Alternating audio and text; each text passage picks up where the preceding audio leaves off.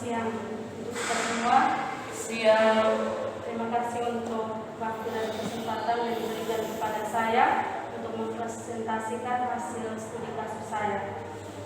Judul kasus yang saya pilih yaitu konsep diri yang negatif.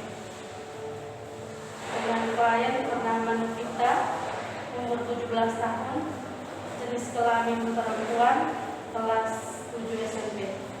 Baik, pada video yang pertama ini saya akan mempresentasikan hasil studi kasus berdasarkan data-data yang sudah saya dapat melalui hasil wawancara. Adapun bagian-bagian yang ingin saya presentasikan pada kesempatan ini yaitu terdiri dari masalah, kemajuan akademis, fisik dan kesehatan, keadaan keluarga, kepribadian, tingkah laku sosial, dan terakhir kesimpulan. Yang pertama, masalah yang saya dapat berdasarkan keterangan dari wali kelas, Novita merupakan siswi yang cenderung menyendiri, juga termasuk anak yang biasa saja dan tidak pernah membuat masalah di kelas maupun di sekolah. Dalam bidang belajar, ia juga termasuk anak yang pasif dan tidak pernah memberikan pendapat baik saat dalam belajar kelompok maupun saat guru sedang memberikan pertanyaan. Dengan wali kelasnya, beliau mengaku bahwa Novita cukup dekat dengan dirinya dalam menceritakan permasalahan yang dialami. Yang kedua, kemajuan akademis. Novita tergolong anak yang rajin dalam mengerjakan tugas-tugasnya dan nilai raportnya juga bagus. Ia juga tergolong anak yang berbakat di kelas, baik dalam bidang akademik maupun non-akademik. Ketiga, fisik dan kesehatan. Menurut keterangan wali kelasnya, Novita mengalami masalah kesehatan pada bagian mata. Ia sering mengalami kesulitan dalam membaca, baik jarak dekat maupun jarak jauh. Sedangkan pada bagian fisik lainnya, ia tidak mengalami gangguan atau kelainan. Novita juga memiliki tinggi badan yang lemah. Keempat, keadaan keluarga. Novita adalah anak pertama dari 3 bersaudara. Kedua adiknya masih duduk di bangku SD. Orang tuanya bekerja sebagai seorang petani. Situasi ekonomi dari keluarganya tergolong berat, sehingga Novita harus membagi waktu untuk belajar dan membantu ibunya memasak, dan kadang membantu ibunya berjualan. Novita adalah anak yang bekerja keras dan tidak ada waktu baginya untuk bersantai-santai dengan teman-temannya.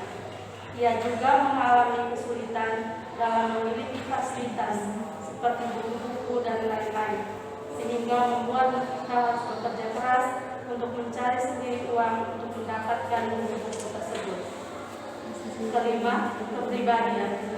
Berdasarkan pengamatan guru wali kelas dan guru mata pelajaran mengatakan bahwa Novita adalah anak yang pendiam, baik, tidak pernah membuat keributan di kelas, suka menyendiri.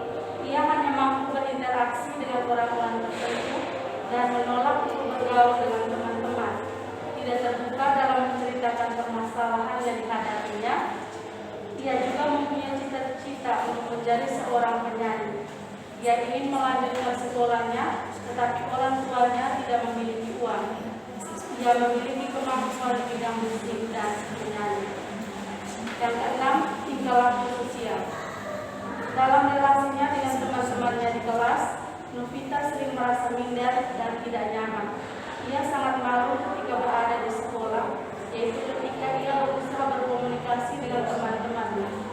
Setiap kali ia berbicara dengan teman-temannya, ia seperti menghancurkan dirinya.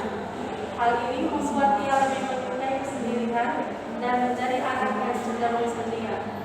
Ia berpikir bahwa teman-temannya seolah tidak menginginkan kehadiran dirinya dan membuat ia merasa takut untuk mencoba berkomunikasi kembali dengan teman sekolahnya. Yang ketujuh, kesimpulan. Dari hasil wawancara di atas, maka dapat disimpulkan bahwa Novita memiliki masalah. Yang pertama, konsep diri yang negatif, cenderung pendiam saat di dalam kelas, teka pada kritikan orang lain, mudah pesimis dalam mengikuti suatu kompetisi. Yang kedua, faktor psikologis, memiliki pikiran negatif tentang tentang diri. Ketiga, faktor psikologis, yaitu memiliki kekurangan pada penglihatan dalam membaca tulisan. Dan itu hasil presentasi video saya yang pertama. Sekarang saya akan melanjutkan hasil presentasi studi kasus saya pada video yang kedua, yaitu langkah-langkah pemberian bantuan atau bimbingan pada konseli yang mengalami masalah tentang proses diri yang negatif. Yang pertama, langkah identifikasi kasus. Dari hasil studi kasus diperoleh kesimpulan bahwa Novita mengalami masalah yang perlu mendapat bimbingan dan bantuan terlebih dahulu, yaitu masalah mengenai proses diri yang negatif. Kedua, langkah diagnosa. Masalahnya, berdasarkan keterangan dari wali kelas, Novita merupakan siswi yang cenderung menyendiri, juga termasuk anak yang biasa saja dan tidak pernah membuat masalah di kelas maupun di sekolah. Dalam bidang belajar juga ia termasuk anak yang pasif dan tidak pernah memberikan pendapat, baik saat dalam belajar kelompok maupun saat guru tidak memberikan pertanyaan. Dengan wali kelasnya, beliau mengaku bahwa Novita cukup dekat dengan dirinya dalam menceritakan permasalahan yang dialami. Yang kedua, pengajuan akademis. Novita tergolong anak yang rajin dalam mengerjakan tugas-tugasnya dan nilai raportnya juga bagus. Ia juga tergolong anak yang berbakat di kelas, baik dalam bidang akademik maupun non-akademik. Yang ketiga, fisik dan kesehatan. Menurut keterangan wali kelasnya, Novita mengalami masalah kesehatan pada bagian mata. Ia sering mengalami kesulitan dalam membaca, baik jarak dekat maupun jarak jauh. Sedangkan pada bagian fisik lainnya, ia tidak mengalami gangguan atau kelainan. Novita juga memiliki tinggi badan yang normal. Yang keempat, keadaan keluarga. Novita adalah anak pertama dari 3 bersaudara. Kedua adiknya masih duduk di bangku SD. Orang tuanya bekerja sebagai seorang petani. Situasi ekonomi keluarganya tergolong rendah, sehingga Novita harus membagi waktu untuk belajar dan membantu ibunya memasak dan kadang membantu ibunya berjualan. Novita adalah anak yang bekerja keras dan tidak ada waktu baginya untuk bersantai-santai dengan teman-temannya. Ia juga mengalami kesulitan dalam memiliki fasilitas seperti buku dan lain-lain, sehingga membuat Novita harus bekerja keras untuk mencari sendiri uang untuk mendapatkan buku-buku tersebut. Yang kelima, kepribadian.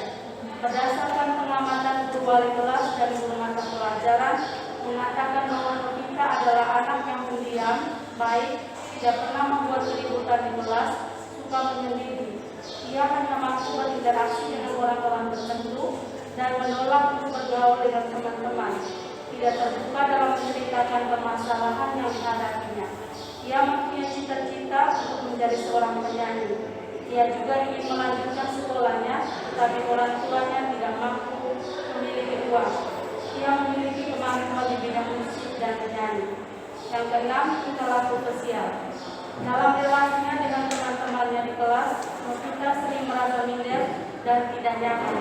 Ia sangat malu ketika berada di sekolah, yaitu ketika ia berusaha berkomunikasi dengan teman-temannya. Setiap kali ia berbicara dengan teman-temannya, ia seperti mengacuhkan dirinya. Hal ini membuat ia lebih menyukai kesendirian dan menjadi anak yang cenderung pendiam. Ia berpikir bahwa teman-temannya seolah tidak menginginkan kehadiran dirinya dan membuat ia merasa takut untuk mencoba berkomunikasi kembali dengan teman sekolahnya.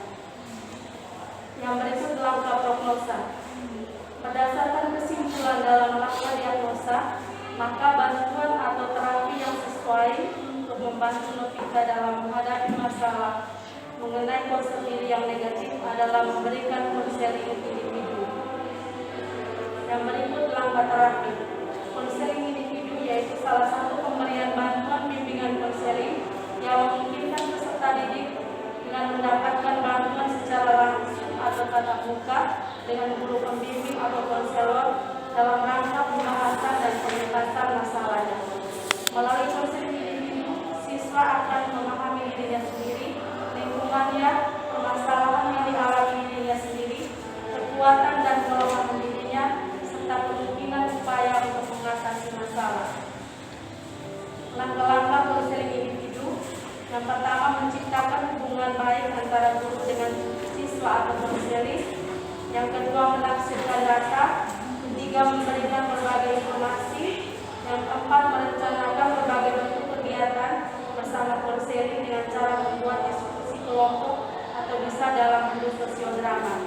Yang kelima, langkah evaluasi dan follow-up.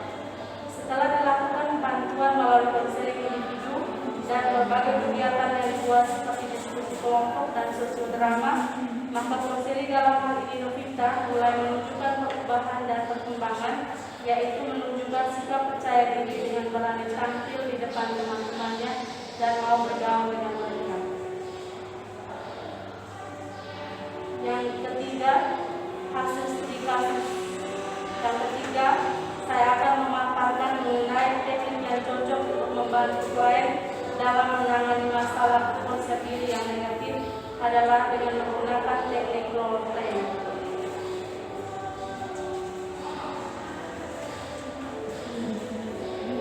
Peran guru BK di sekolah dapat membantu siswa untuk menyelesaikan masalah yang sedang dialami. Dalam bimbingan dan konseling ada beberapa layanan dan teknik yang bisa digunakan untuk menyelesaikan permasalahan siswa. Salah satunya adalah layanan bimbingan kelompok dengan menggunakan teknik role play.